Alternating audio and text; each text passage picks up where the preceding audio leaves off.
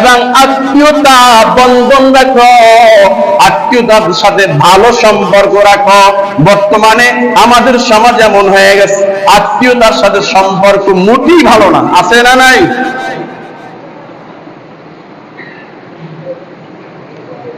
আত্মীয়তার সাথে সম্পর্ক রাখতে বলছে, যে ব্যক্তি আত্মীয়তার সাথে সম্পর্ক রাখবে ওই ব্যক্তির স্থান হলো জান্নাতে। সুবহানাল্লাহ। নবী আমার এই হাদিসের 4 নম্বরে যেটা জানাই দিয়েছে, ওয়াসাল্লু ওয়ান নাসু নিয়াম আও কামা ক্বালা নবী সাল্লাল্লাহু আলাইহি ওয়াসাল্লাম। নবী জানায় দেন, রাতে যখন মানুষ ঘুমায়া যায়, রাতে যখন মানুষ ঘুমায়া যায়, তখন তুমি নীরবে উঠে উঠে একটু 2 রাকাত 4 রাকাত আল্লাহর কুদরতি পায় সিজদা দাও, সিজদা দাও।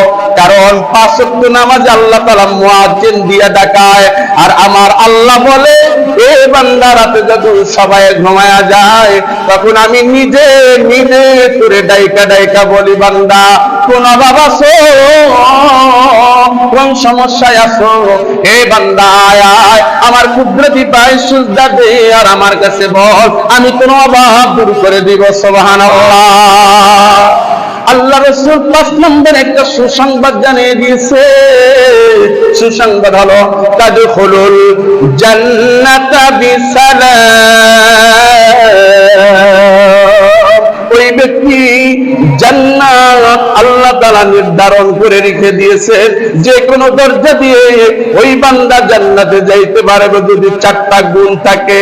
1 নাম্বার গুণ হইল, মানুষ চেনো বা না চেনো, অচেনা হোক, তুমি তাকে বেশি বেশি করে সালাম দেবা।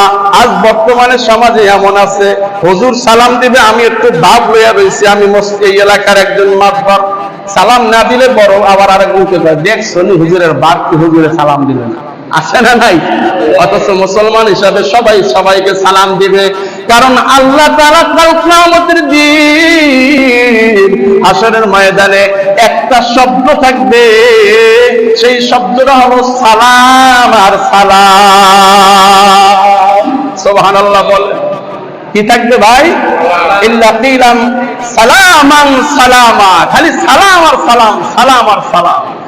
যদি সমাজে সালাম প্রচারণ করেন, দেখবেন শান্তি ফিরে আসবে। ছোট হোক আর বড় হোক, সবাই সবাইকে সালাম দিবে। মেম্বার সাহেব জনগণকে সালাম দিবে, চেয়ারম্যান সাহেব জনগণকে সালাম দিবে, জনগণ মেম্বার সাহেবকে সালাম দিবে, ইমাম সাহেব মুসল্লিদেরকে সালাম দিবে, মুসল্লিরাও ইমাম সাহেবকে সালাম দিবে। সুবহানাল্লাহ। যখন এই সুসম্পর্ক সালামে থাকবে, তখন আল্লাহ তাআলা তার মুনাফিক থেকে নামটা কাইটা মুমিনের খাতায় উঠায় দিবে।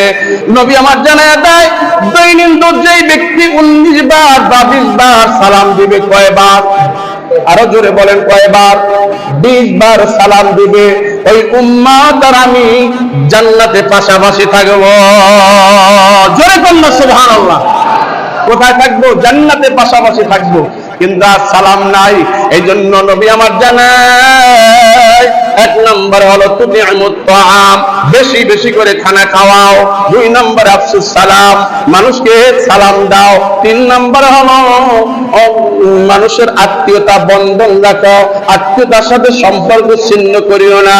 4 নম্বরে মানুষ যখন ঘুমায়া যায় তখন তুমি নীরবে উঠে আল্লাহর কুদরতি পায়ে সিজদা দাও। আল্লাহ তাআলা কোরআনে বলতেছেন, মিনাল লাইলি ফাতাহাজ্জাদ বি নাফিলাতাল লাক আসা আইয়াবআসা রাব্বুকা মাকামান মাহমুদা। সুবহানাল্লাহ। কেউ যদি মাকামে মাহমুদ হতে চায়, অর্থাৎ কেউ যদি সম্মানী হতে চায়, কেউ যদি আল্লাহর প্রিয় ভাজন হতে চায়, ওই বান্দার কাজ হইল রাতে তাহাজ্জুদ করা। সুবহানাল্লাহ বলেন। কারণ ওই রাতের তাহাজ্জুদের জন্য মুয়াজ্জিন না তাই ডাকে না, স্বয়ং আল্লাহ ডাকে। সুবহানাল্লাহ।